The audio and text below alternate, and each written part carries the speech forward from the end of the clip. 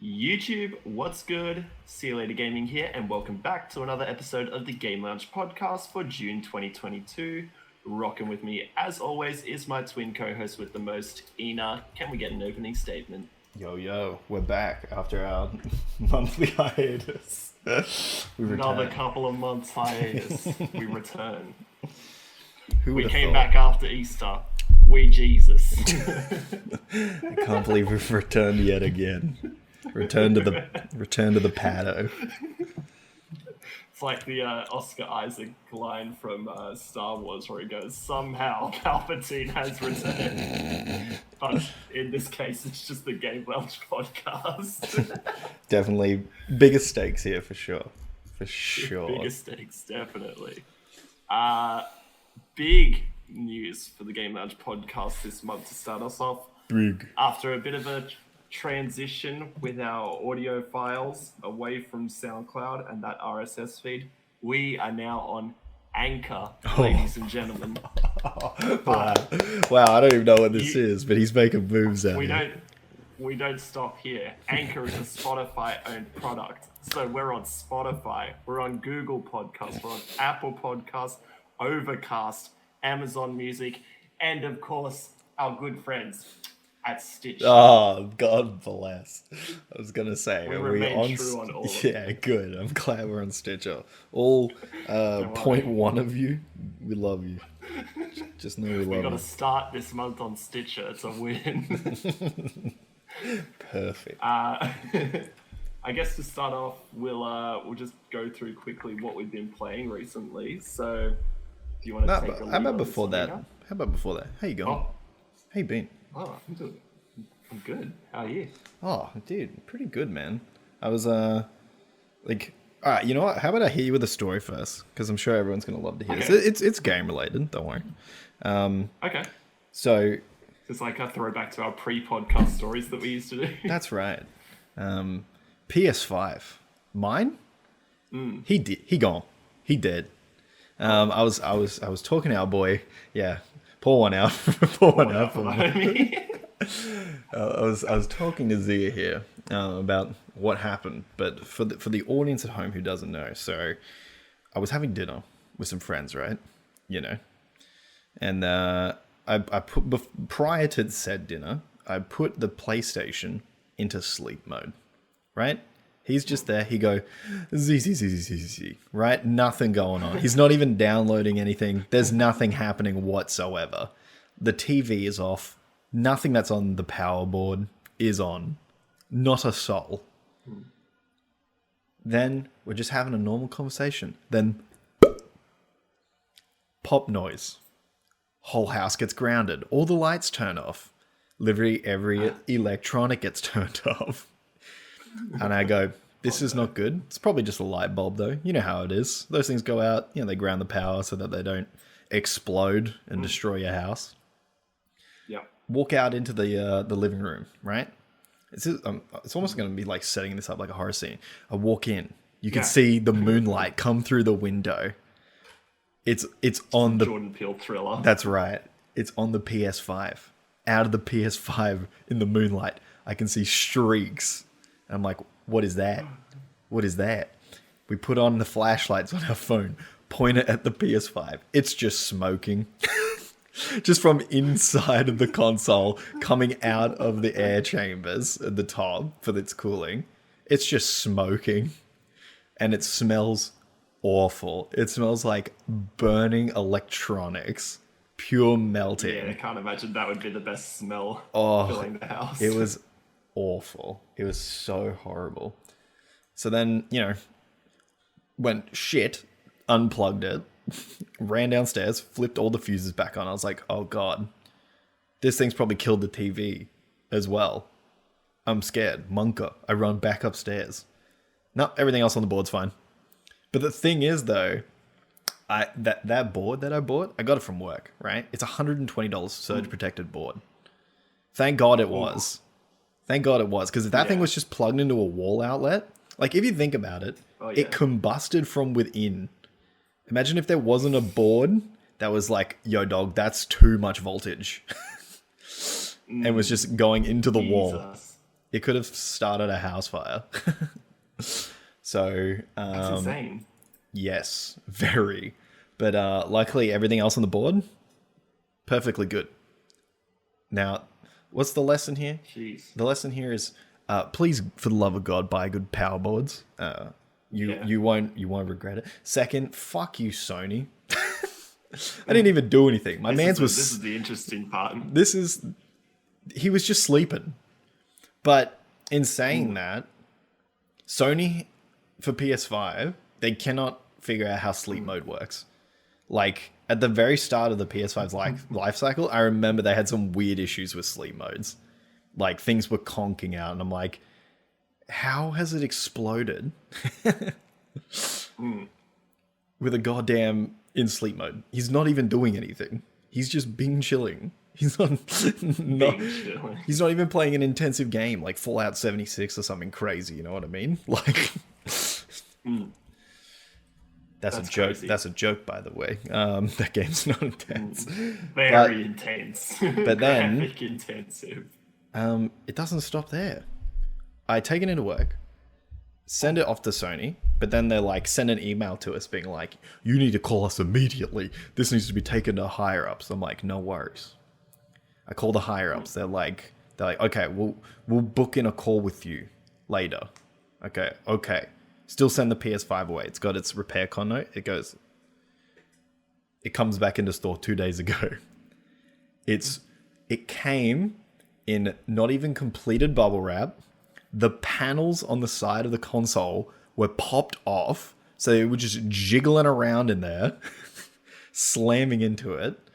The case itself has a bunch of marks on it, and the black vinyl that goes down the middle is scratched to all fuck. No note. That's so bad. No note about anything that's happened. Not a thing. Not a soul has sent anything about it. Did you get the call? I called them. I called them yesterday, and I was like, you motherfuckers need to call me. Because, of course, I ran into a grunt at the lower level. God bless him. Forget his name. Yeah. But he was just like, okay, I will let them know that we need to give you a call. I'm like, cool. Tomorrow or Thursday before 12. Do it. No call today. I'm like, you better not be ducking me, Sony. I swear to God, I will beat your ass. But, yeah. And then here's the other big piece of news. As a result, I've acquired a Xbox Series X. I'm flipping fence. I'm jumping over. This is unbelievable. I know. So I've been mucking around with that for the last 4 days, 5 days. Yeah. I was just like, look, it was awful service, and I'm like, you know what? Maybe I'll try Xbox for the first time in my life. First Xbox I've ever owned. But they had a lot of appealing back catalog to me. So I was like, you know what? I'm pissed. I'm gonna bite the bullet. And then I did. And you got Xbox Game Pass too. Yes, so yeah. So you go. You got the value buy. But so I'll let you know what games I've been playing after you talk about them, because my story was running long. So why don't you tell us what you've been playing? That was a heavy-hearted start to the podcast. Man, it sucks, a well-worked story. Yeah, no, that's pretty disappointing to hear. Like, I mean, hopefully that person calls you back and has some sort of resolution, because that would sound like they are ducking you right now. Oh, God. It's all right. I'll just put it straight to Reddit. They'll as soon as you put it on...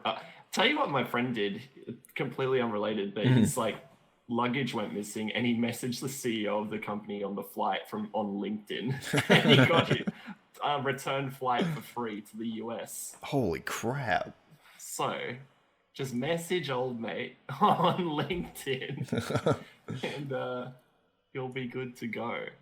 Oh, true. I'll send him a little message on LinkedIn. I'll call Jimmy. I'll be like, Mr. Ryan, help me. Like, yo, this your product. Help me and I don't crush you. Love it. Yeah, I guess for my games that I've been playing for the last little bit, my gaming life was sort of absorbed by The Last of Us Part 2. So I hadn't played that one before, so I kind of just binged that one now that I've got the PS5. How are you feeling about it in comparison to the entire discourse that was surrounding that game at launch? How you feeling about it? It's the story. I get how it plays in. It's a lot of like mumbo jumbo BS that could have been like cut out. Like Abby's storyline, I didn't care for Abby for the most part for a little bit of that, or her little what's that group called? The Seraphites. Yeah, I didn't really care for those kids, if I'm being honest. I was like, yeah, you guys are probably going to get killed or die at some point soon, so I'm not invested in your story in the slightest. I was just like, where Ellie? When's she coming back? And so, like, right. For like 10 hours of the game, I was just like, where Ellie? So out of like 10 rubber chickens, where are we sitting right now? I'd say the first is better, and I think it sits like a 7.5, 8. Okay. Yeah. All right. I'd say like Last of Us Part 1, definitely one of my top 5 games of all time. Oh. This one sits as a game that I've played. Right. Okay, cool. That's high praise. So, what else? What else have you playing? And then again on the PS5, I've been playing the Lego Star Wars Skywalker Saga. I've started off in not cinematic order. I'm playing in chronological order. So starting at episode 1, making my way through. So I feel I'm not sure about it. Thank you for saying that, because I thought I was about to come in with some crazy shit. I was gonna say, okay, so I finished episode 1. I'm just not enjoying it like the old ones. It's very different. Like, I played Lego Harry Potter, as you guys on the podcast will probably know, with my girlfriend not long ago. We played like all the way through that. And that was very, very much like a Lego game that I've played previously. You jump into Lego Star Wars, and it's more like an action RPG than it is a Lego game. And I don't know if I like that for a Lego game. It is very much an action RPG. I mean, you're so tucked in close behind third-person shoulder camera. Yeah. Yeah. It's like the controls are very different. The gameplay feels janky almost. The little missions that you try and do, it's so confusing. Like, I was in Otto Gunga just before, and I was like, what the fuck am I actually doing? Like, there's little blips around the place that say, give you an icon, but no indication of what you're actually doing. Oh man, the game's not afraid to give you icons. They're everywhere. Yeah. There's 6 billion of them. And okay. Icons and tooltips and that sort of shit. And I was just like, and what was I collected one of those not the best scar. Kyber bricks.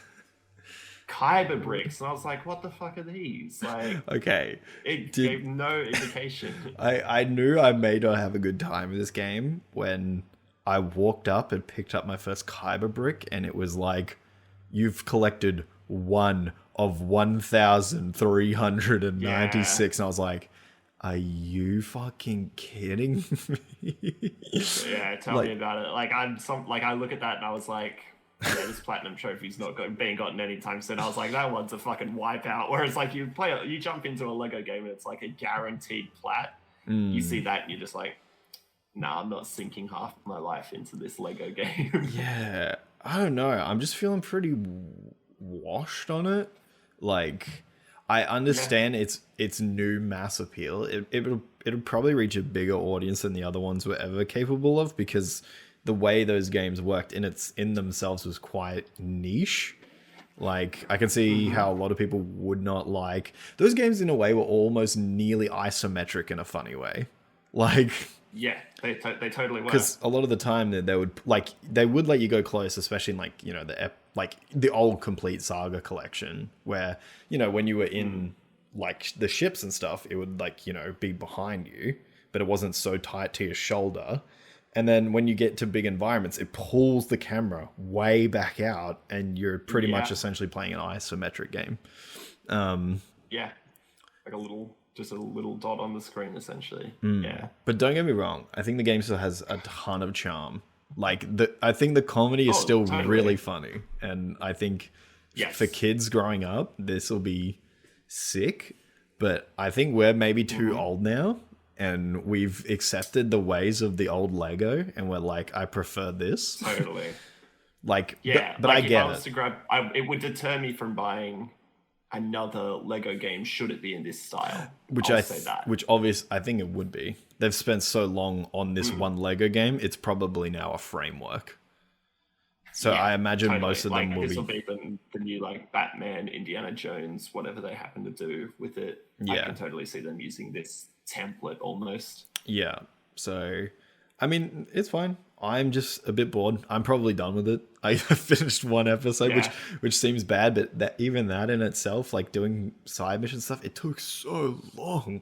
It still took so long to do it, and I'm like, man. And then the environments change after to get unlock more stuff in the same area, and I'm like, oh, I don't know if I can do this. I just wish it was a bit more linear. Yeah, I agree. I agree. But yeah, like definitely quality though. Very much. A lot of work has gone into it. A lot of love, but not for me. Not for me. Which is sad because I loved the old saga. Those were great. Those were great games. It was pretty sad. Like my girlfriend got it for me for our anniversary. Oh no! And I put it in like the day of like it's. We've gone away for the weekend, come back, and she goes, oh, play some Lego Star Wars. And I was like, cool, sounds good. Sit down on the couch. I start playing it, and I look over to her, and I'm like, this ain't for me. And she was like, what do you mean? I was like, shaking my head. It's like, you don't understand. It's not the same. Poor redacted, dude. Yeah. Oh, man. You been playing anything else? That's it. That's it? That's literally all that's been grinding up and taking up most of my time. I've been playing like a little bit of Fortnite on PC, but... What a champion. Yeah. Man, what a fun game. No build Fortnite has rejuvenated my love for that game. Never played it. It's different. Hit Diffy. I've never played Fortnite. Not even one match. Shock. It's fun. Yeah, we'll see. Especially when you haven't got kids who just like, as soon as you shoot at them, spam build like a tower in front of you. That's why no build is fantastic. Yeah, like I guess it was a big barrier. Like I was just like, whenever I saw that, like I think I remember specifically seeing a Tim the Tatman clip where he's just like, I think he's like sneaking up behind one of them. He's like, all right, guys, check this out. And then he starts with body shots. And literally, the dude builds a fucking tower that's like 18 stories high. And Tim just stops and looks at his camera, and his jaw just hits the ground. He's just like, and then he alt F4s. I'm pretty sure it's just like, I gotta go play COD or something. I'm like, that's fair. All right. What about you, my man? What have you been playing? I've been playing. So I mean, God, I've been kind of playing a lot since we've been doing our podcast last. So I mean, a little bit of Star Wars before the PS died. Yep. It's okay. I've been playing. So okay, I own an Xbox now, right? So I've been playing Fable. The Lost Chapters remastered again, but I've been kind of pseudo in a way playing that with the girl. So she's been watching while I play it for like my 30th millionth playthrough of that video game. Nice. It's just so good, man. It's just so good. God damn, Lionhead used to be really good. I've also been playing. So I tried the new Sniper Elite today Oh yeah. because it was on Game Pass. So I was Game just Pass. like, cool, let's just do the download. I played through the first level and I was like, nah, dog, this shit ain't for me. So that was out of the way already. Games really do be like that recently. Yeah, they do. And then also just today, tried the new Tom Clancy fucking extraction thing or whatever it's called, the zombie mode game they made. Yes. Yeah, I played the tutorial. I was like, all right, this shit ain't for me. I fucking uninstalled it. Dude, I've been bouncing off so many games lately. It's been really bad. But it wasn't. Downloading a game saying not for me. But it's true though. Like I'm curious, and that's been the magic of Game Pass is I don't have to buy them. So like if I don't bounce, There's if no I don't, level of care or investment. yeah, exactly. Like if it's not gelling with me and I don't like it, like because you know from like I watched the reviews for it and they're like, if once you've done the tutorial, that's the loop, and I finished the tutorial and I'm like, I don't like the loop, and then I was out. And that's just what it was, and it's just like, yeah. So yeah, I tried that. Man, this is not that good. I wouldn't recommend. Maybe for like $10, maybe. Yeah. I'd pay $5 if that gives you an indication. I've been playing a lot on my 3DS as of late. Yes. So the Castlevania, I've been playing that on there. That game's pretty fucking sweet, to be honest. Yeah. Yeah, it's my first ever Castlevania game. And yeah, it's super sick. Really enjoying it. It's like it's just a classic, Metroidvania. Yeah. Essentially, you get your upgrades, new weapons, stuff like that. Been playing Mario Kart on the 3DS. Goated. Good one. It is a good one. Still playing through Bravely Default, which is just like a turn by turn RPG, like a la old Final Fantasy style sort of situation. And then I've been playing Wonderlands on my laptop with my homie Fraser. Yeah, Tiny Tina's Wonderlands. Oh, Tiny Tina's. Yes. Yes. Yeah, it's good. How's that? It's funny.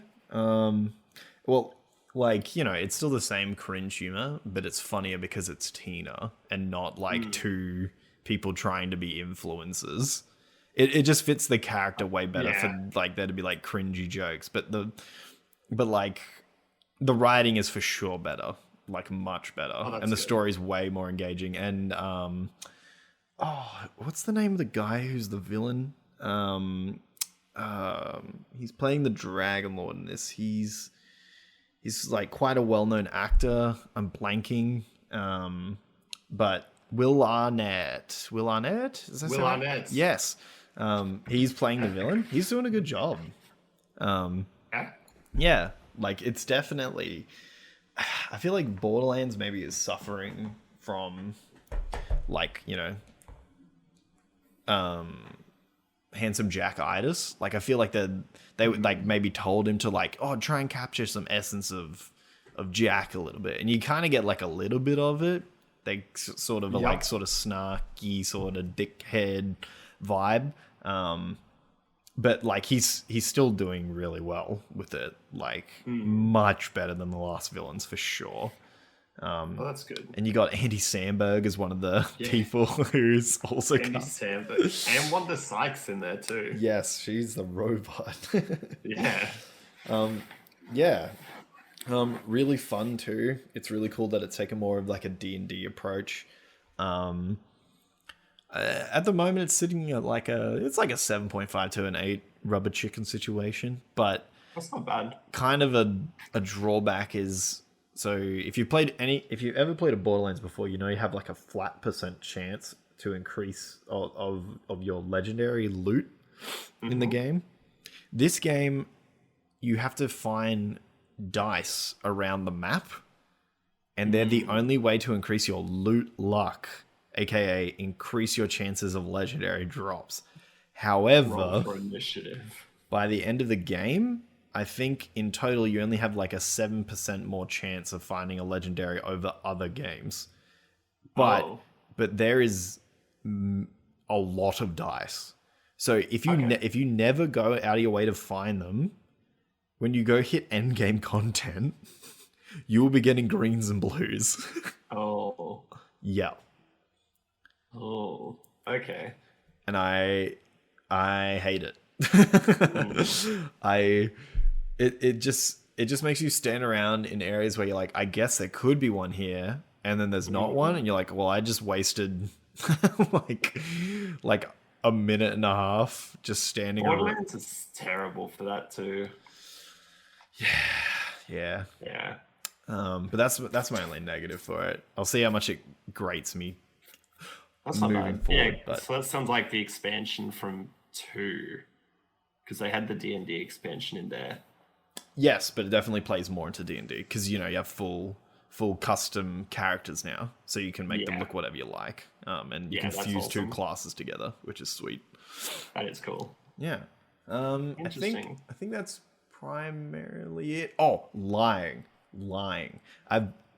I'm so intrigued by this game that I randomly found on Game Pass. It's called Citizen Sleeper.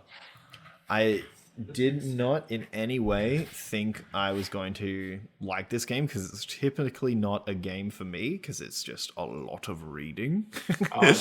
Yeah, it looks very text heavy. Yes, it is extremely text heavy. However, so for the first I want to say maybe 20 minutes, I was not about it. I'm like, man, I don't know what's going on. There's too much text happening here. But then in the back of my head, my brain was just like, just keep going a little further. And I was like, all right, I'll go a little further. And essentially what it is an really interesting and incredible take on cyberpunk and futuristic games. So you're a robot whose human body has been taken by a corp, and they put your artificial soul in a robot. That body is also owned by a megacorp, and you've done a runner essentially.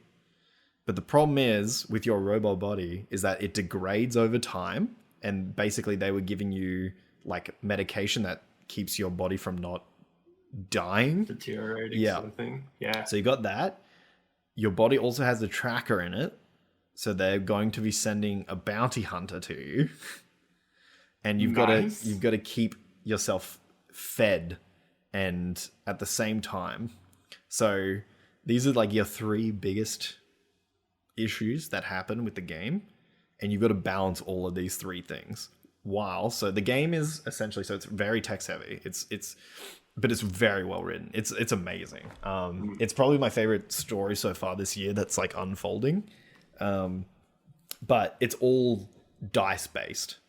So when you wake up from your sleep, say if your body's in really poor condition, you haven't given yourself the medicine you need to sustain your organs, you'll only get 1 dice roll. But if it's full, you'll have a row of 5 of them that are all random, as long as you're well fed. But if you're starving, you'll only get you'll get worse odds for your dice rolls, if that makes sense. So instead of getting 6, you'll get a 1 and stuff. Yeah. And you use these dice to interact with activities that you can find on the belt. The place you're on is kind of like a Halo ring, but more just a cityscape built on a circle.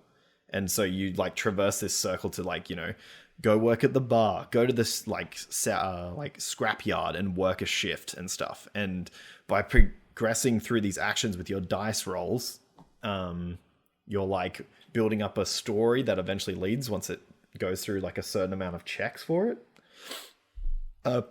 Anyway, Interesting. I'll keep it brief, but more so now, but because I don't really want to spoil too much. But if this is if you like text heavy games that are super well written, and like juggling stress, this is definitely a game for you. I think, dude, this is probably in top 2 contention this year. And this is like the polar opposite of a game that I usually like. It's very good. It's very good. And I'm practically playing it for free. That's true. But I will buy it. That's the one upside about Game Pass. Yes, for so sure. Good. Well, yeah, I mean, like, I literally saw it. I was like, looks kind of interesting. Download it. Didn't cost me nothing, but now I'm gonna buy it afterwards just to support the devs, because I'm like, man. And the fact that this game, like, it's only come out in May too, so it's still a very fresh release as well. Yes, yeah, it is. Yeah. All right. Anyway, I will stop talking and allow you to run with it. No, that's a good one. I guess just touching briefly, we've got some new PlayStation 5 and PS5 Pro and Xbox models coming soon. I guess based on your news earlier, you'll be sort of straying away from the PlayStation at this stage. And I guess my question to you then, with that news coming out, what made you jump into getting an Xbox now rather than waiting? Okay, the reason I still got the Xbox is because, one, TCL, okay, so that's who made this sweet PowerPoint presentation of what they think the specs will be. So TCL, for those who don't know, is obviously like a TV manufacturer and like a soundbar manufacturer, right? They don't have an inside track. They don't know anything.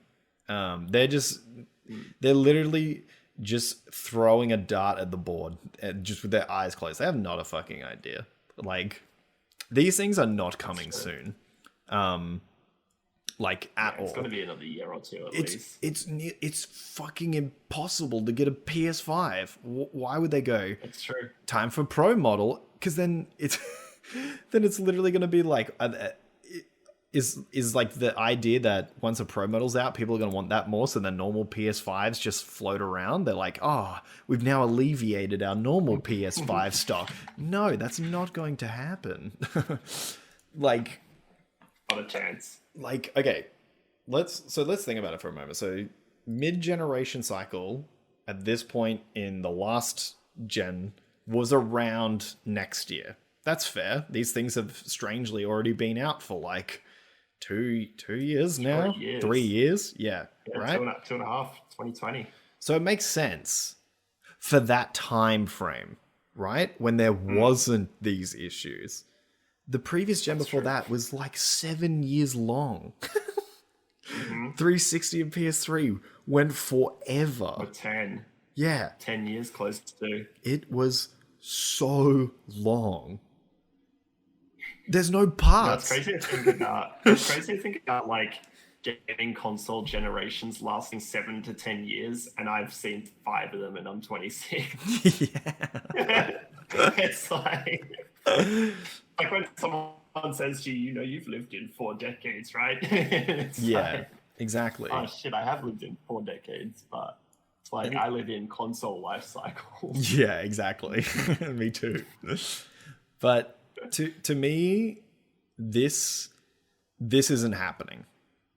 It's the demand for the current consoles are already, they're not being met. Why would you make something where the demand is not being met? It makes no business sense. If you think about it, once demand is met, right, you start to see the numbers taper off, right? And then you go to boost interest again. You go, here's a Pro model. And then people go, I want, and then it goes up. It makes no sense for something that's already so wanted to make a new version of it. I do understand it in the way that, things become more efficient, silicon becomes more efficient, you can squeeze more out onto silicon in a more efficient manner over time because of your processes and streamlining those. So potentially, but I just don't see it. What do you think? I agree. I think it's too soon. It creates a faux pseudo demand for something that's not necessarily needed. Like a pro model, yeah, as you say, they can't even push their standard original models. And I think same goes for PlayStation and Xbox. I think they're both in the struggle of supply chain issues. Yeah, no chance. I think it's another year or two off at least. Because as you say, if it happens halfway through the cycle, which is usually to be expected, plenty of time still to wait and get one soon. What about, though, maybe not pro models, but I could see potentially like revisions. Like, you know what I mean? Like where they, something? Yeah, like a slim. That's the only. That's the only thing I could see. That being more likely. I can see a refresh of, like, you know, maybe like a more efficient cooler or something. The shroud changes a bit of the actual consoles themselves. They're smaller. God, if any console needs to be smaller, it's the PS5. That thing is chonky, dude. Especially the disc edition. Fuck me, I didn't realize how big it was until I took it out of the box and seen it.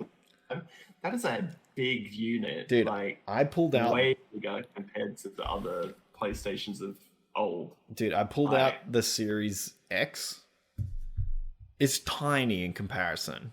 It's so small. I was just like, I'm not surprised. I'm like, how is this little tiny box next to me, like, in terms of raw power, like, is even more powerful than the PS5 by a bit, just a little bit, not a lot. Why is the PS5 fucking as tall as a skyscraper?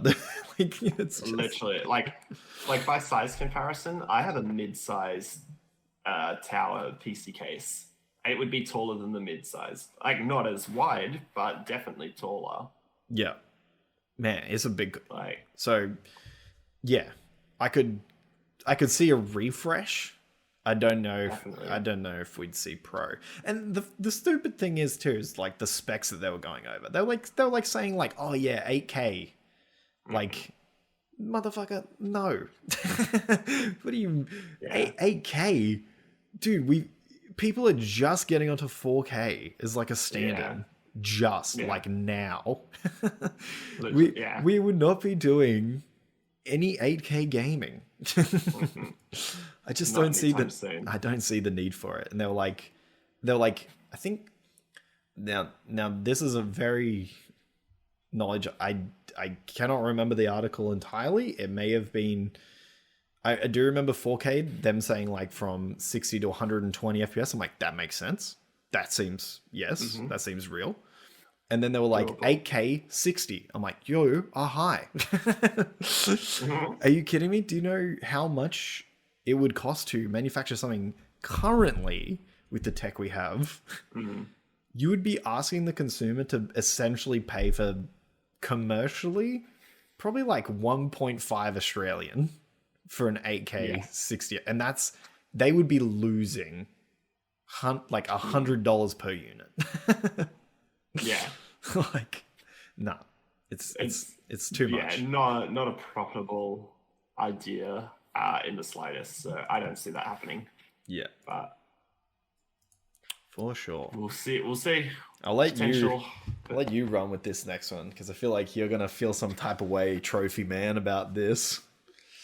Yeah, so I guess off the back of the PlayStation news that we just kind of talked about, PlayStation Plus has obviously had its revamp in Asia. It's had its first launch as like a trial market, and the initial thoughts and outlook from people is that they're sort of unhappy with the retro title offering, not only in its breadth and depth, obviously that will be growing, but more so in the sense that the games released are basically ports, and not good ones either. So you've got games that are on there like Jak and Daxter, like that trilogy is on there. Ape Escape, I think, was on there as well. Sly series and a couple of others, like PlayStation classics. And side by side comparison, like they look garbo, especially like the new PlayStation Plus like offering compared to the original too. So it's not even like a good port. And obviously, like there's been reports that the games haven't been optimized for the controllers that they're being played on and stuff like that too. Yeah. And they're now saying that like as well, it's weird, but they're trying to work out a way that essentially the games people bought on PS, not PS Vita, not Go, but the original PSP can now be played on the PS5 essentially. So essentially what PS TV's goal was to do. So, but they just haven't like nailed it yet in the test market. So I'm really curious to see how this goes.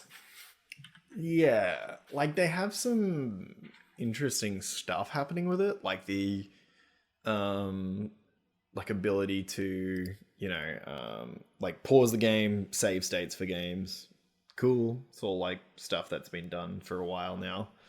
But yeah, especially the old stuff using PAL versions. Frame blending is an issue as well. Yeah, because they're using Digital Foundry's done an amazing video on it, if you're more interested. But essentially, for a lot of the classic titles, they're using the PAL copies of the games rather than the NTSC copies. So the hertz is 50, and it's super weird. Convert it to 60. They're trying to convert it to 60 by adding frame pacing in. So adding like extra smoothing frames in between animations. But what that has now done is left this awful ghosting effect anytime you turn your camera. So it's really bad. And it's just, man, it's just like... it's like how... in essentially like a blank frame for all those spare frames that were there. So essentially like if you try and make a 30 frame video, 60 frames, where it just duplicates the frame.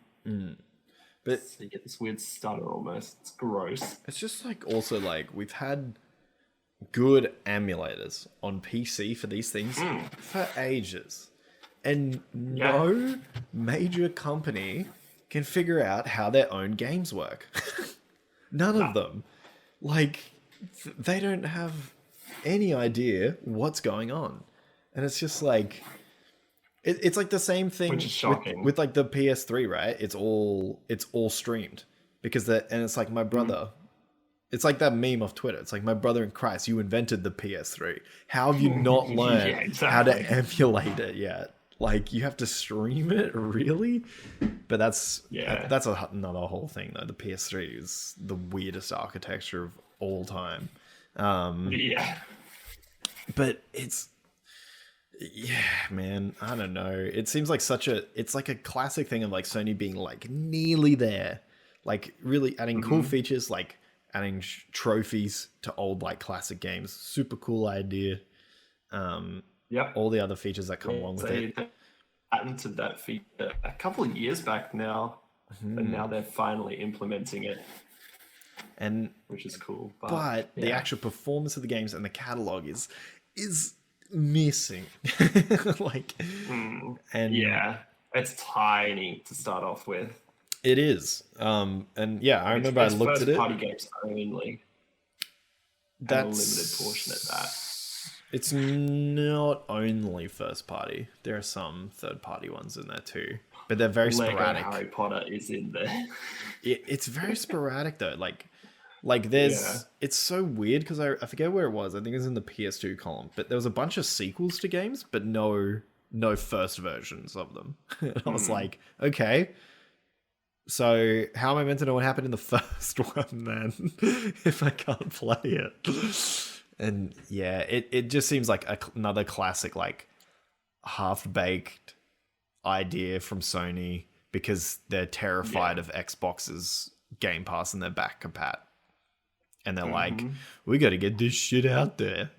Basically, that's essentially what it boils down to, or what it feels like. And oh my god, catch up. The debacle of people who bought tons of like Sony like PlayStation Plus cards. Yeah, and now they're like making them pay the difference for the upgrade. It's fucking hilarious. That's just so dumb by Sony. It's just like, bro, how much bad will do you want to build in a week? Like, this is like going back to like PS3 era Sony, where they're just like absolute fuckwits. They're just like, you'll buy it, true. And then it's like, no, like you're kind of ripping off everyone, and you're charging like way too much for this, and they're just getting cocky again, and it's just like, Sony, don't make the consumer put you back in your place again. We already been through this. You had an awful start with the PS3 by selling it in Australia for like $1,000 at launch. Like, yeah, crazy. Yeah, absolutely crazy. Yeah, I guess there's not much else to say about that. As I say, it's only launched in Asia at this stage, so obviously America, Europe's still to come. So hopefully they can sort out some teething issues with that. But yeah, not a good cool start. Cool premise. Yeah, amazing premise. I like that you can buy them as well. You can buy the PS1 and PS2 games. That's great. That's good. Yeah. But yes, definitely teething issues. That's for certain. Yeah. So yeah, to put it lightly. I guess next piece of news, which we'll breeze by pretty quickly, there's a new Star Wars Jedi game. So this one's called Survivor.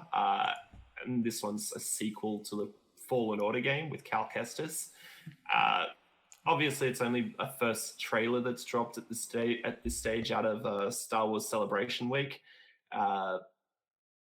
Looks cool, I guess, for a trailer. Not much to go on at this stage, but it certainly was a trailer.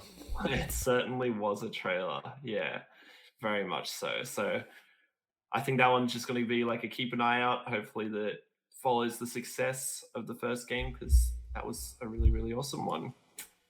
Yes. Moving on to something that's a bit more interesting. Microsoft is rumored to be making a dongle for game streaming, so kind of in the realm of like a Amazon Fire Stick or a Google Chromecast, something along those lines, and will be able to essentially be used to play any of your games on a TV. This just in breaking news. So cloud gaming. This just in breaking news. 2 days ago, they have shelved this project. So sorry, Zia. Yeah, no, they shelved this. They literally shelved this like 2 days ago. That they they were. It was definitely going to be a real thing. And apparently there was a few prototypes and stuff that were pretty near market ready. My guess is that I don't know, everyone put your tinfoil hat on for this one, because Uncle Eeenaa's going crazy here. Okay, my thought process is that why make the dongle when your Xboxes are still selling at capacity? True. In my opinion, right? There's a very big difference between a dongle that max would probably have cost $100, and even your Series S, which is like $4.99 Australian, and then $7.49 for your X series. Like, I do believe that they are very strong in their mantra of, play anywhere at any time, because obviously it's like, well, they don't like sell like a phone to play Game Pass on, right? Like, that's a free app, and then you just have your thing on it. And it's like, yes, but there's a very big difference between like mobile gamers and then just like people who would sit in front of a TV. Play on a mobile. Yes. Yeah. And it's just like, someone who's like maybe can't even afford, like who maybe just doesn't even, watch that much TV or like to like game like that. this is just for people who are just like, oh, I can play some of this cool stuff on the go. But if you're a gamer who's already sitting in front of your TV, you probably already have a console or you want one.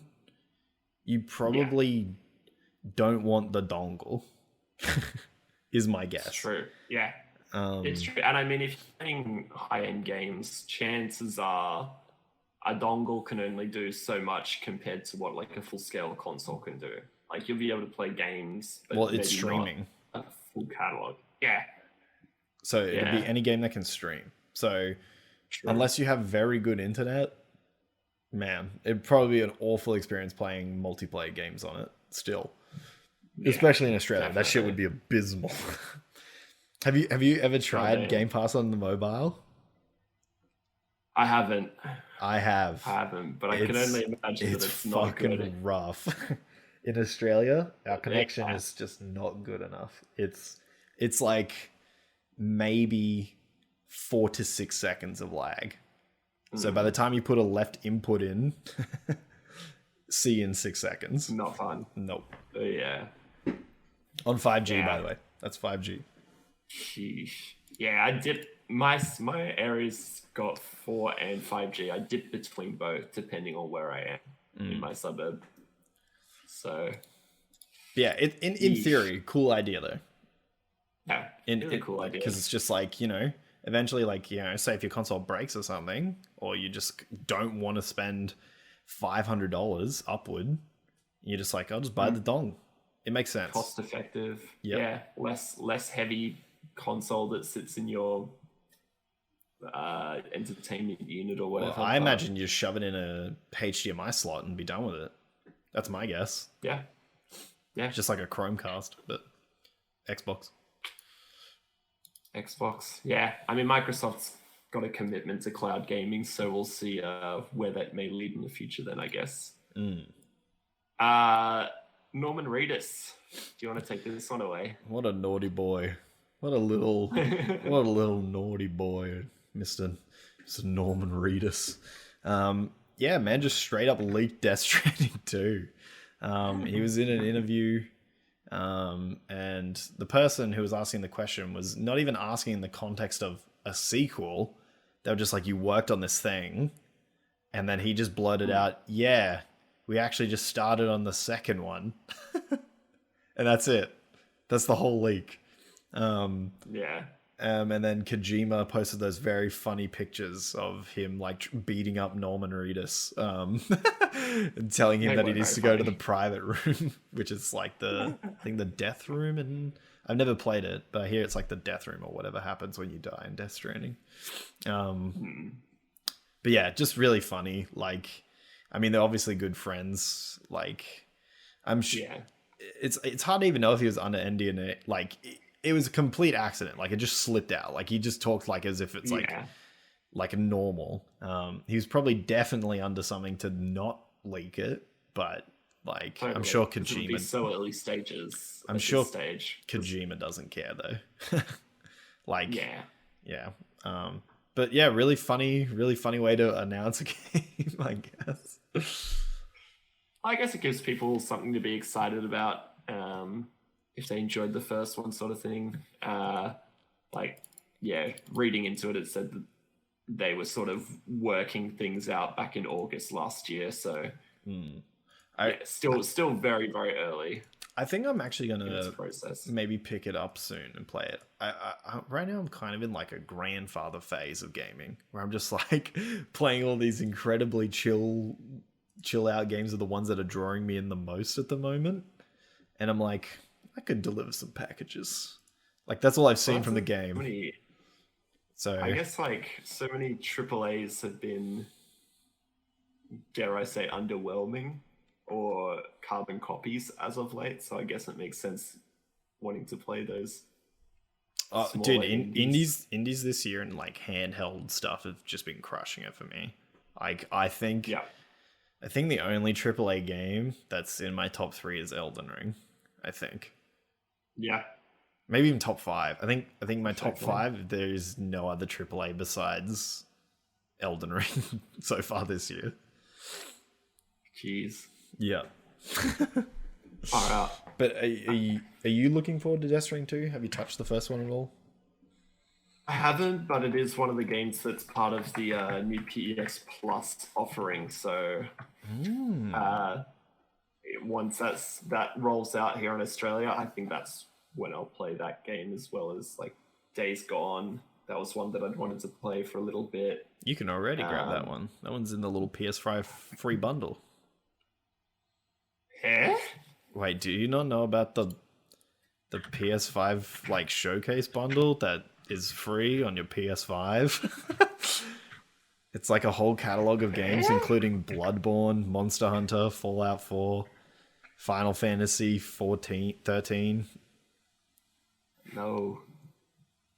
I don't know this. Yeah, bro, it's there. It's free. You can play it. Well then, that's something I'll be going to pick up after this podcast. Thank you, Eeenaa. Yeah. I stay learning today. Dude, that was the first thing I did when I got my PS5. Went straight to that bundle. Oh, Yeah, man, they got some good ones in there. okay. PS4, Ratchet and Clank's in there too. Persona 5. Yeah, man. There's some goated games in that little collection. Yeah, I'm just looking through that now. Okay, that's definitely on my list for after this podcast. Perfect. Whoops. I can't wait to hear about it Okay. next podcast, how you find it.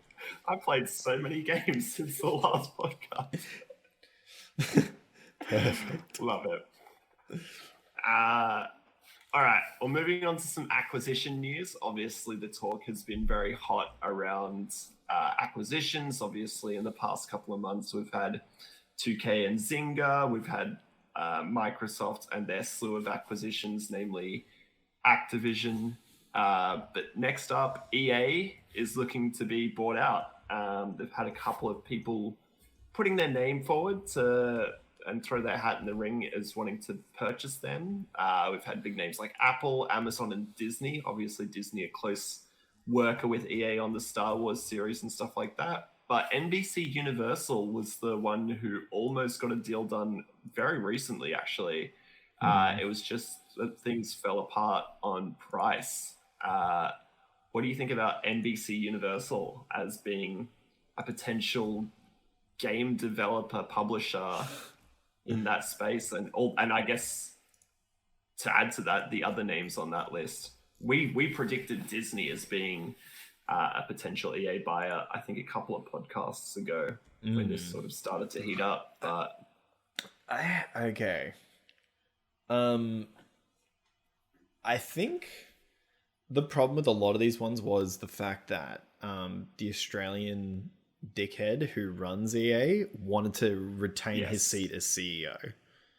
And a lot of them didn't want him to be CEO. So I think it's not necessarily the price. I think it's more that Andy Wilson, that's his name, Uncle Andy. Andy Wilson.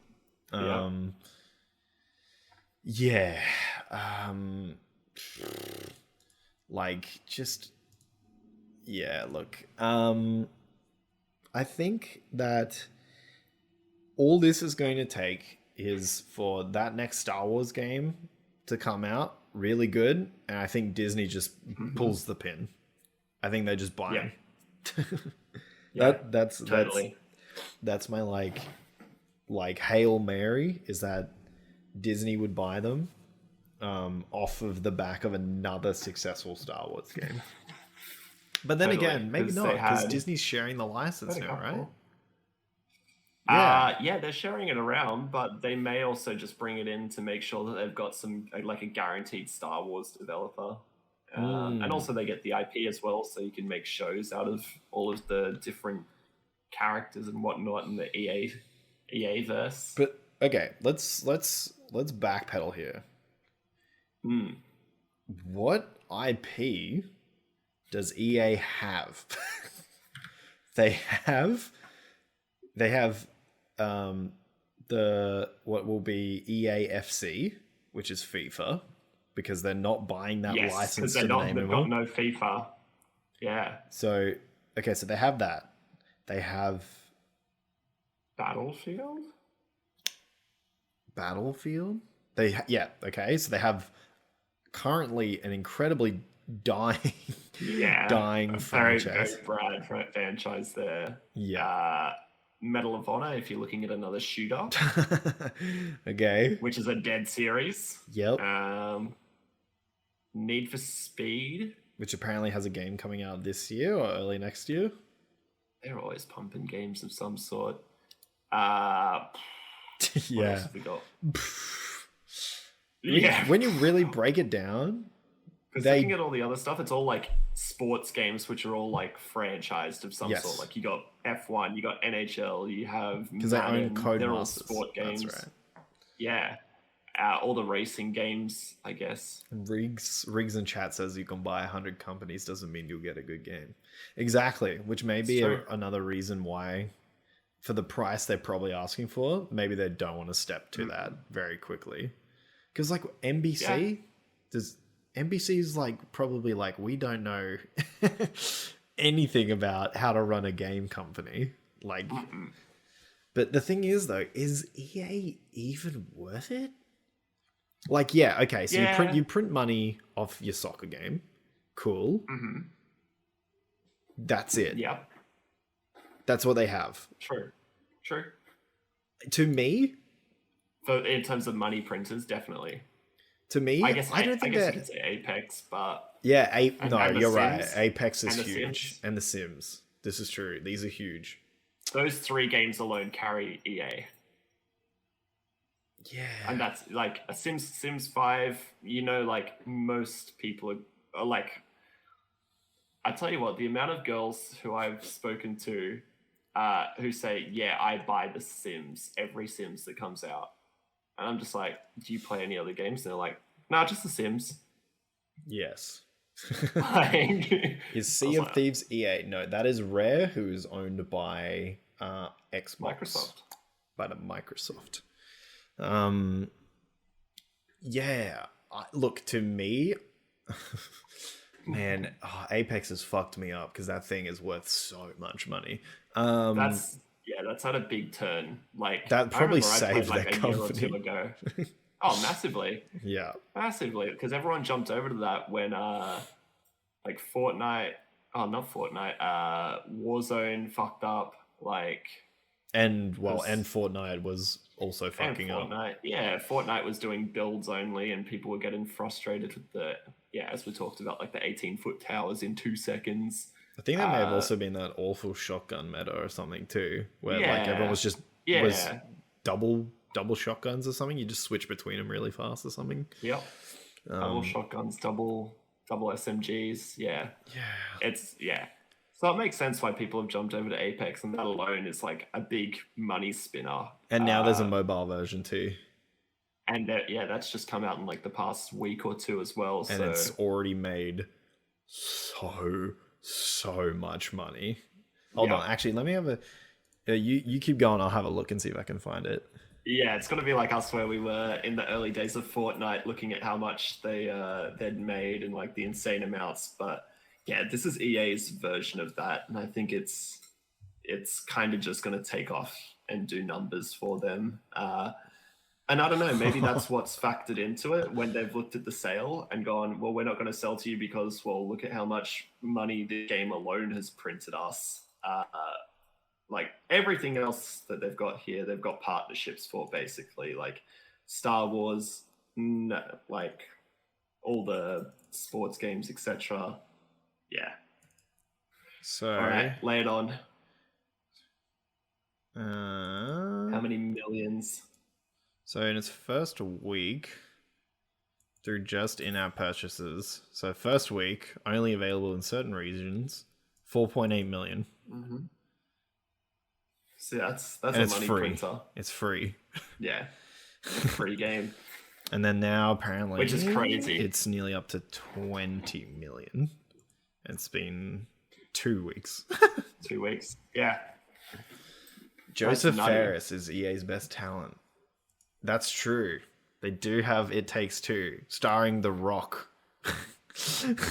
They do have It Takes Two. Game of the Year last year, baby. That's true. That's true. Yeah. Man. EA. Yeah. Look, I wouldn't buy them. Put it there. If I had the money, I wouldn't. But yeah, Yeah. I reckon that's what it weighs up to for these companies looking at it. Yeah, and maybe Andrew Wilson plays into it, but speaking who knows? of an actual steal, so Yes. I'll read this verbatim. So, Embracer Group is a huge conglomerate, essentially, of investors that have just been buying just every game studio left, right, and center. Honestly, they have I think they now have the most staff of any games company underneath them. They have so many studios. So this is their report that they put out on their own website, and it is Embracer Group AB. Embracer has entered into an agreement to acquire development studios Crystal Dynamics, Eidos Montreal, Square Enix Montreal, and a catalog of IPs including Tomb Raider, Deus Ex, Thief, Legacy of Kain, and 50 back catalog games from Square Enix Holdings. 300 million. 300 fucking million. Twofold here. Like, I remember when we were looking at the breakdown of ownership groups of games, and obviously, like, Embracer Group held like a pretty decent sized portion. Obviously, they've just expanded that massively. And then on the other side of this, you look at Square, who's essentially just offloaded most of their expensive titles, we'll say. Like, they've got a pretty bare bones list now. And most people are thinking that's because they're gearing up to sell and become like a more lean company. Lean and more appealing company to buy now that they've offloaded. Whilst they've offloaded some of their bigger, well-known titles, someone will look at them and still go, hey, it's still Square Enix. They've still got like a couple of nice games there. Wow. I think it's an interesting thing. What a steal, though. 300 million for all of that. They Embracer bought. Hold on. I just want to double check this. I need to do some translations here because the company's valued at 35 billion krone. Okay. I don't know what that is in Australian dollars. Embracer purchased Gearbox, right? Just one fucking company, which essentially is just Borderlands. Let's be real with each other. Like, Gearbox is Borderlands. Yep. 1.3 billion. They bought Crystal, Eidos, Square, Montreal, with the IP of Tomb Raider, Deus Ex, Thief, Legacy of Kain, and 50 other IP for 300 million. Are you kidding me? Yeah, that's nothing. That's some good titles. Dude, Legacy of Kain. Some really good titles. That's some goated shit right there. I actually bought Legacy of Kain, Soul Reaver 1 and 2, and I was playing them on the big TV. Dude, because I never played them as a kid. I played through them. Yep. And dude, the mechanics are insane, okay? Because the first one is on PS1. The mechanics were so in depth. I was like, bro, you're a PS1 game. Just chill. What are you doing? You have like mechanics that are like more modern than like half the games I've been playing lately. Just relax a little, dude. Sure. And then Soul Reaver 2 is pretty much more refined, more of the same, and more added on. Like, just like another, like a classic, like perfect sequel, like Assassin's Creed 2 to Assassin's Creed 1. Man, this is just, it's crazy. I can't believe how cheap they got all this. But it makes sense because apparently Marvel's Avengers cost them $200 million. Yeah, that's crazy. And it's like, I guess if you miss that big, but then honestly, I don't even see it as Crystal's fault. This is mismanagement from Square, not understanding the strengths of each of these studios. Why would you give a live service title to Crystal Dynamics, who have been a single player game developer their entire life? It makes no fucking sense whatsoever. No. Yeah. Yeah, man. I don't know. I think it's Square's just poor mismanagement. Yeah. It does seem like that. And I mean, Square, if we look at their library now, it's gone down to Final Fantasy, Guardians of the Galaxy, which is, I guess, a Marvel game still, so not even it's not solely theirs. with them. You got Life is Strange. Yeah, and you have Outriders. Outriders and Nier. Chocobo. Is yeah, Nier Chocobo theirs, GP. or is Nier owned by Platinum, who develop Nier? I don't know. They've listed it on their website, but I don't know if that's specifically theirs. Let me have a look. It starts getting a little dicey when it comes to ownership of things, because it's like... Yeah. Maybe Square does own the intellectual property to Nier. And Kingdom Hearts. That's all they've got. God. So it's not a massive portfolio that they've got left once you've discounted all of the things that they've just sold. So maybe it is. It was developed and published by Square for Nier. Yeah, but it's made by Platinum, though. Buying companies doesn't help gaming. Really, you also get shut down or merged. I would have, in my opinion, for that one, Riggs, I would say that currently the meta for companies buying other ones beneath them is to just leave them how they are. That appears to be... I think Xbox kind of set a precedent where... Because Phil went on a huge buying spree, right? Like back in the day. And he was just like, we're going to buy you. You just do what you do. And then everyone in the industry... And then they like, some actual great games came out of that philosophy of, just like, here you go. Here's your resources. Go and make what you make. Yep. And I feel like pretty much every other major sort of player in the industry is kind of been treating them the same way. It never used to be like that, though. Don't get me wrong. Like when mergers used to happen, it was awful. Shit would just get fully absorbed. People, like games that they were spending like 3 or 4 years on, just completely undone. They would get put to something else like, no, you're going to make Spider-Man games now. And then they're like, but we were like making this actually like sick, unique IP. And they're like, no. Movie franchise, Spider-Man 3. Thank you so much. And it's just like, holy shit. But they don't really do that anymore. It's now like, okay, you do your thing. Here's your money. Yeah. Like, because that's what they want. They still want the freedom with these acquisitions, and I think that's one of the big things. It's like, look at Bungie. Kind of changed. Yeah, totally. Like Bungie want their own creative freedom. They want to be able to put their game wherever they want to put it, sort of thing. And they did. And PlayStation was like, "Thank you. We use tech that you create." It's like, dude, PlayStation got so cuckolded in that deal. Like they were like, "Here's 8.8. Was it 8.8 billion?" Yeah. And then they're like, "Oh, okay. Well, actually, we're still gonna like publish our game on PC and Xbox." And they're like, "Oh, okay." And they're like, "Yep." Okay. And also, any future games are also going to be all multiplayer. They're like, "Oh, okay." And it's like, yeah, I don't know. I think at the moment, like, we're definitely in a huge consolidation period. Yeah. But like, it's much better than what it used to be when consolidation happened, because that was just pretty much the end. That was the end of companies once back in the day. They just used to be gone. Mm-hmm. Yeah, because there's a bunch of names in the industry who you don't hear of anymore. For sure. Yeah, it's crazy.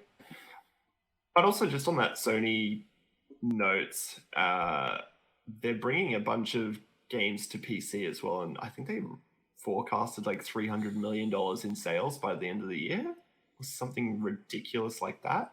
Yeah, their plan is to have. They put out a thing. I think they already have made 300 million off of the 3 games on there: God of War, Horizon, and that zombie Days game. Gone. That's the one.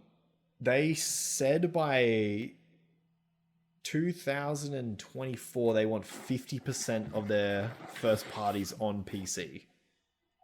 Yeah. I believe them. If they're just doing Makes that sense. numbers for just like games that just like kind of doing minimal work to get on there, why wouldn't you? It's free money. Yeah. Like you're already gonna Literally. make the game. Like just do it. But I guess back to the Square Enix scenario, where do we see them going now? Do you think they're a bit more slimline to be more appetizing for a potential sale? But who buys them? Sony, I reckon. They want to buy Japanese devs. Sony can't afford them. What are they worth? They sold all those catalogs and titles for 300 mil. What do they value themselves at? Like 50? Wouldn't that be concerning if you saw them just sell like 50 IP, 3 studios that employ 1,400 people in total for 300 million? Yeah, so they'd be looking like, thanks, Embracer Group. You've set a precedent for us.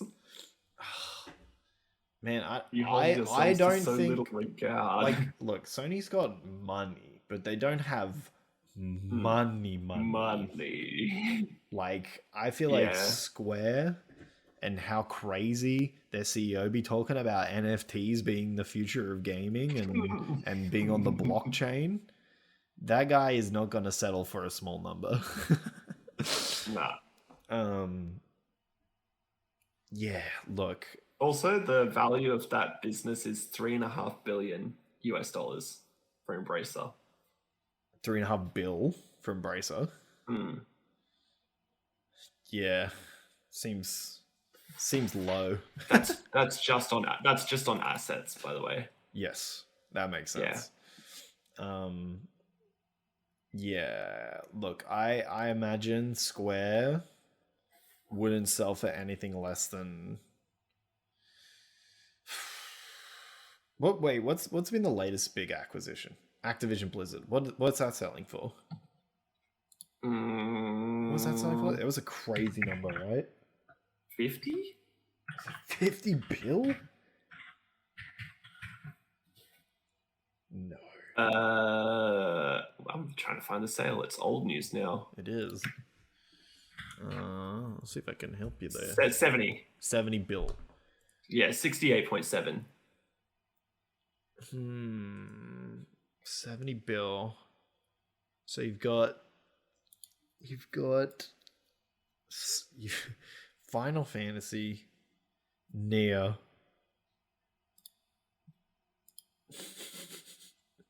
Yeah. You know what? Never mind. You could probably buy that for like 40. 40? I imagine. That makes sense. I could see 40. But with their remaining titles, they haven't got that much left. Yeah, but Final Fantasy 14 is ridiculous. True. That's also true. Yeah. I don't know. I could hard carry. But I don't think Sony could afford $40 billion. Nah. They could afford 8.8.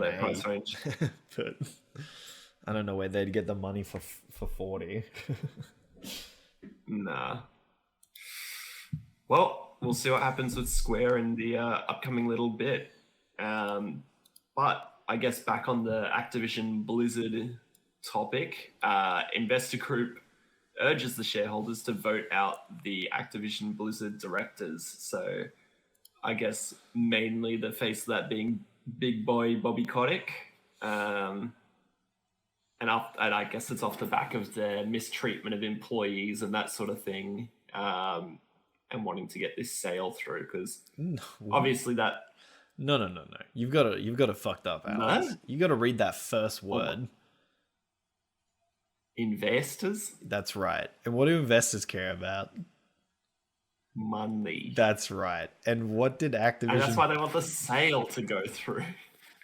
No, they're saying they want the board of directors out because they sold at an awful time because of how bad the image was that they've lost money in this deal. That's why they want them voted out, because of how bad the controversy was, that they believed that lowered the stock rate at which it sold at. They don't care about the people. True. Investors couldn't give a shit about the grunts working in the trenches. They're just like, why did we only sell for $70 a share when it could have been $100? That's what they're more talking about. But also, yes. Wouldn't it be sick, though? Wouldn't it be sick if they got voted out? No golden parachute. They just sell the company. It goes to Microsoft and they just get fucked. That's the dream. That'd be funny. There's a sweet sort of karma to that. Yeah.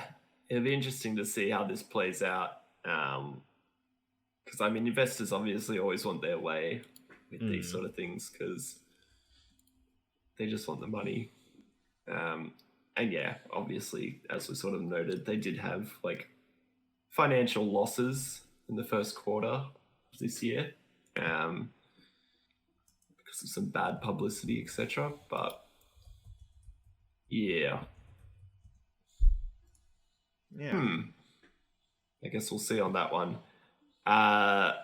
Moving right along, PlayStation is moving more into the TV and film space. Coming up, there is a Horizon Zero Dawn Netflix series and a Gran Turismo film as well. Obviously, this is part of their expansion into the greater media space. What do we think about this? What are your thoughts?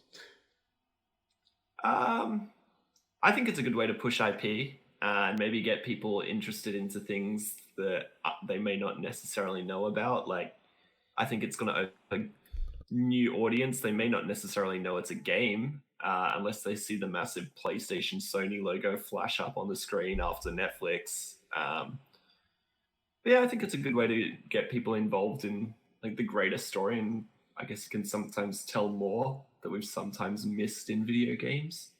So Gran Turismo, I think I just hope that that's not like a Need for Speed or a Fast and the Furious series where they just either crash and burn or go way too far and do one more ride for Paul Walker sort of thing. Like, yeah.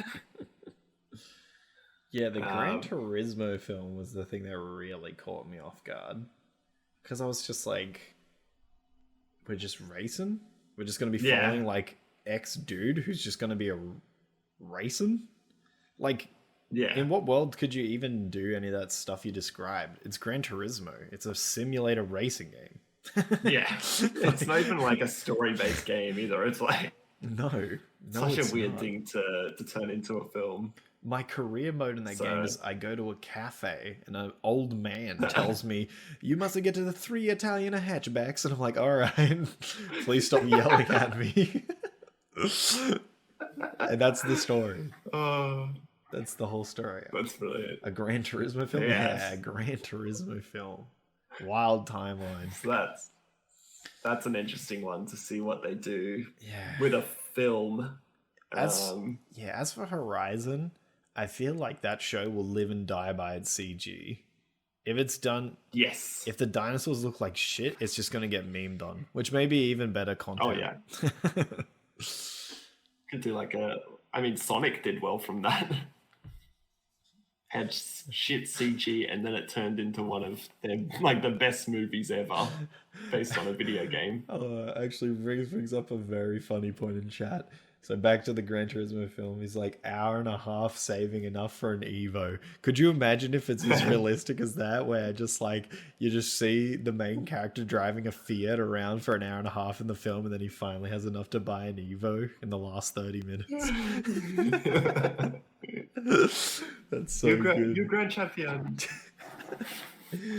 Oh, love that. So good. Nah, but I like the idea of pushing more into... The other one was God of War, traditional media. God of War TV. Oh, yeah, God of War. That's one's Amazon. Have we not spoken about that one before? Have we? I don't know if we have. I don't know. I think we may have mentioned it when we talked about the Last of Us TV show. Oh, yeah, that's a thing too. Yeah, Apparently. They've almost finished filming that one. Oh my god! Or And they have finished filming then there's the other one that's in the movie for TV show for Ghost of Tsushima and Twisted Metal as well is also Twisted Metal post production. Man, they got a lot on the. I don't know how that Twisted Metal one's gonna go. That's a strange one. That could be a good one for a show. That's so weird. A show's weird. A movie I could see. Yeah, that's true. A show's weird. If they just made it like really Mad Maxy, I could see it. Yeah. That's fair. That'd be phenomenal. Cool. That's it for that. State of Play is coming up tomorrow. Probably going to do a bit of a reaction to that. It's set to be a bit of sort of PSVR and some newer titles that they're announcing. Obviously, there's been a lot of speculation on some talk has been around the new Call of Duty Modern Warfare game, PSVR 2, obviously, a couple of little indies in there. Yeah, I guess that one's a wait and see for the moment. Don't want to speculate too much, but is there anything you're looking forward to potentially seeing at this showcase? Well, I'm like looking at this list and I'm like, man, like it's so crazy we're only now potentially seeing Resident Evil update. The thing feels like it's been out for a long time and it was super popular. I mean, that final thing on the card, if it's real, so whoever this person who wrote this JPEG was, put Resident Evil 4, 2023, which is, I'm assuming, a remake of the other of Resident Evil 4. That would be very interesting to see in the new RE engine. But honestly, I just want them to just give me Jack. Just give me fucking Jack. I swear to God. Just, you cowards. You absolute cowards. Just do it. Just give me a new Jack game. You sons of bitches. That's all I want. Even a remaster. Even a remaster would be nice at this point. Even a remake. I'll take a remake. Remake, yeah. Just anything. Just reboot it. Just, I don't care, bro. Just anything. Something. Jack X2. I'll even take that. Jack X2. Love it. What do you think? What are you most excited to potentially see? Off that list, the Avatar game, to be honest. If they turn that into a decent game, based on what I've seen from the trailer, man, that has so much potential to be like a good game, but it's also a movie tie-in. So I lower my expectations again. So it could go one of two ways. For some reason in my head, just anytime I see a Ubisoft game, what I did was I just put the blue man in my head. I climbed a tree and then I looked over the environment and now I have a bunch of markers on my map. That's all I saw in my head. I'm just like, Jesus, not another one of these, please. It could potentially be one of those massive open world games and just a lot of markers. Oh yeah, it definitely will be. $1,000,000,000% be that. I'm just not very... It probably will be. I guess we've kind of spoken about that being a bit of a stale concept too. So, look, if that... I probably will never get that game. Like, I'm just not even interested remotely in the world. Like, I'll go see the next movie just for the meme because I saw the first one ages ago. Yeah. But I couldn't care less to play as a Blue Man Group. Blue Man Group. Lol. Okay, some final news to round us out here for the June episode of the Game Lounge podcast. It's just some Xbox news. We've got Temtem coming to Xbox in September. It was only a PS4 and PC exclusive. Xbox Game Pass is being more openly criticized for not having enough content. Yeah, I don't know how. How do you? Yeah, so it was a whole thing on Twitter, ridiculous. by the way. Like two people with like a quite sizable audience, you know, went to Twitter and they're like, you know, I'm canceling my Game Pass subscription. There's no value on it. And then also just one of the sickest burns in gaming history. On Kotaku. Hold on, let me find it because it's incredibly funny. Oh yeah, here we go. So Kotaku wrote an article called "After Years of Hype, the Xbox Game Pass Burnout is Here," and then the Xbox Game Pass official Twitter account replied, "Tell me you limit yourself to only AAA games without telling me you limit yourself to AAA games." Just such a That's fantastic.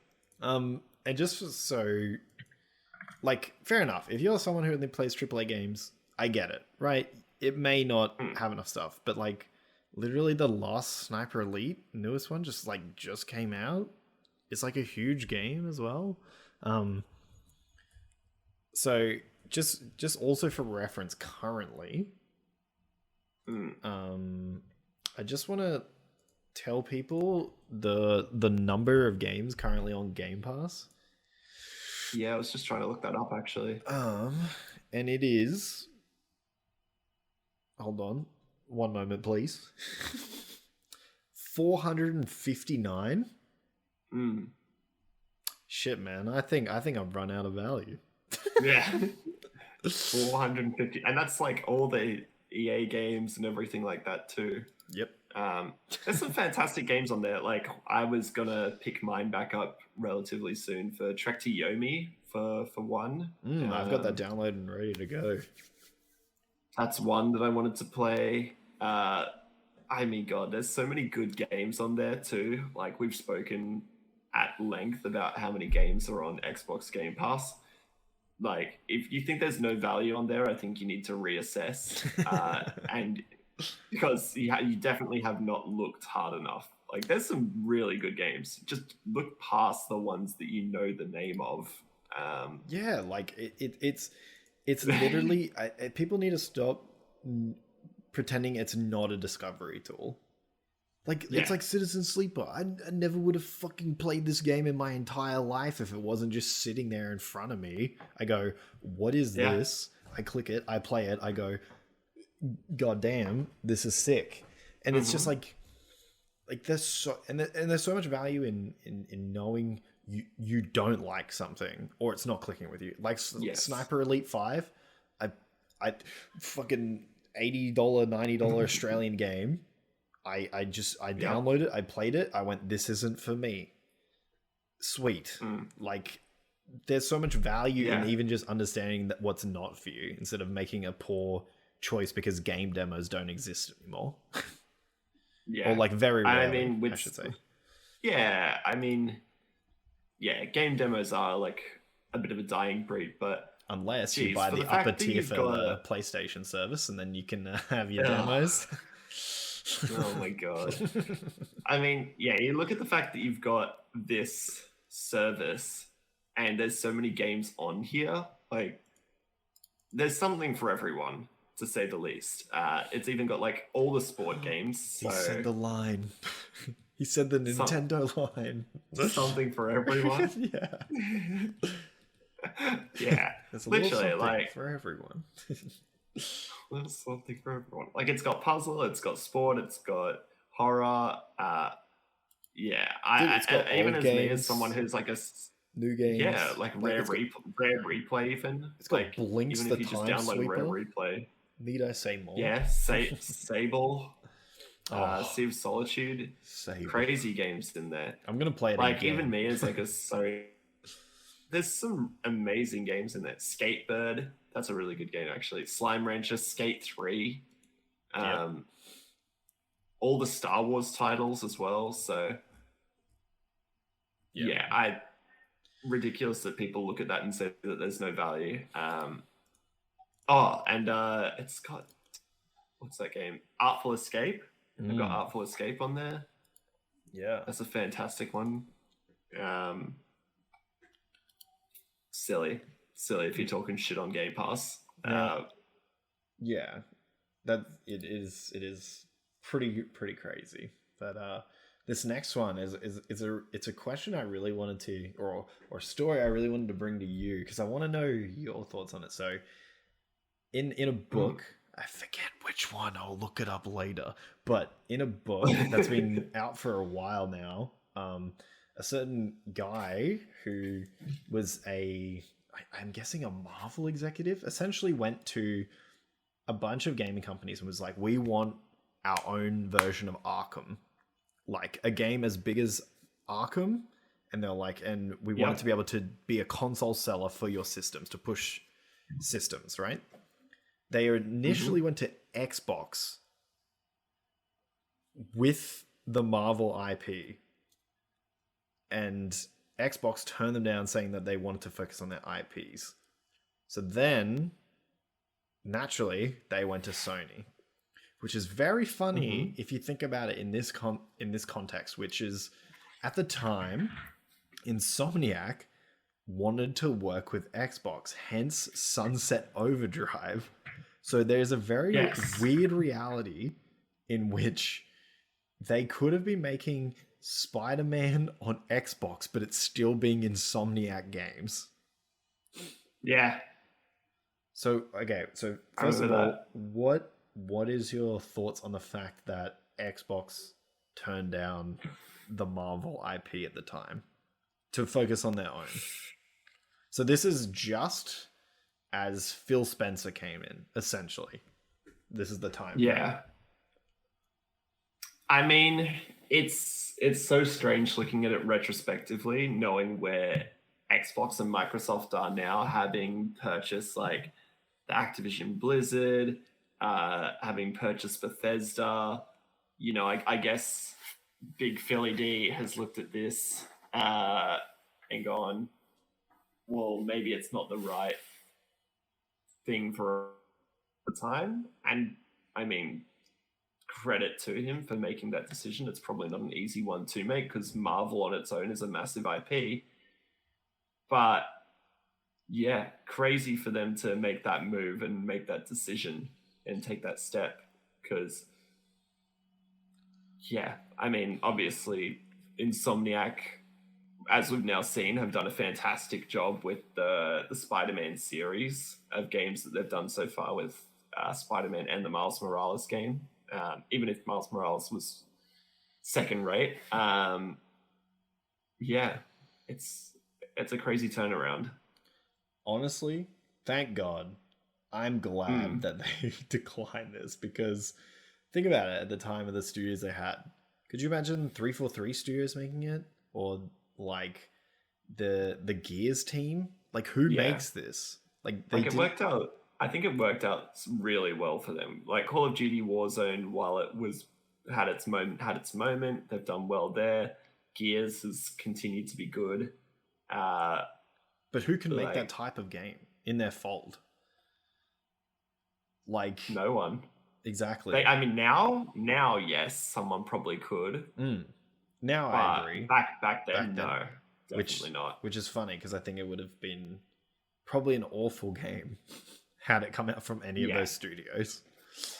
So, totally. I think this is good. But it's just I think it's so funny how it lines up. It's worked out for the best. Let's just say that. Very true.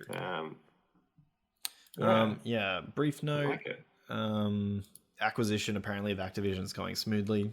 Apparently is looking to have pretty much no issues as it goes through. So that's just a little update on that one.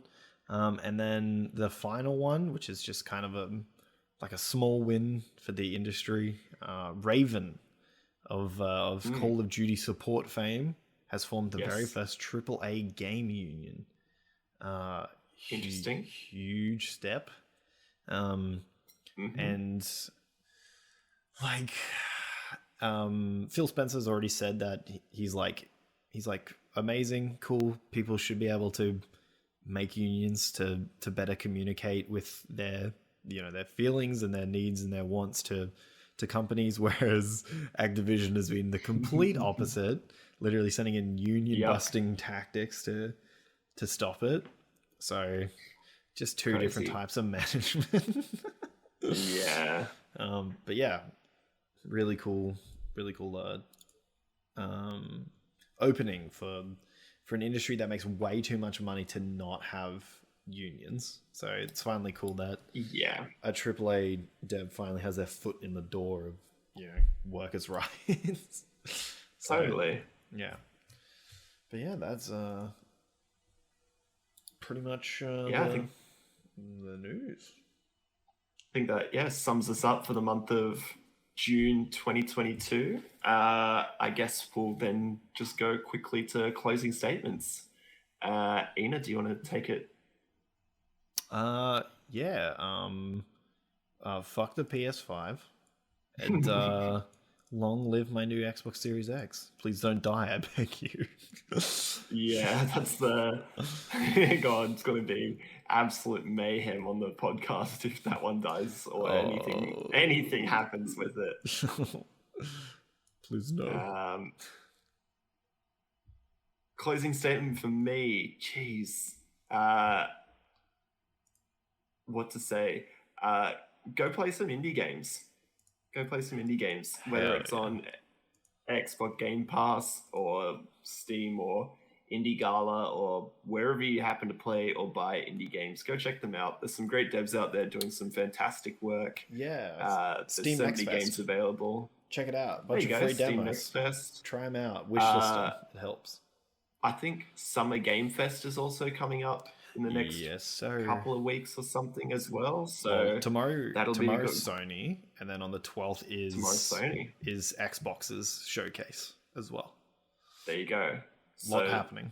No doubt there'll be some phenomenal games to come out of that. Don't just look at big AAA titles, look at some of these smaller ones, because chances are there'll be something you love in there. Oh, that's what I played as well, A Short Hike. That's a really fun one. It is. And it's a short game, but it's fantastic. So I think that's it for us. If you enjoyed, please be sure to leave a like, comment, and subscribe as always. And until next time, we'll see you later. Bye. Bye.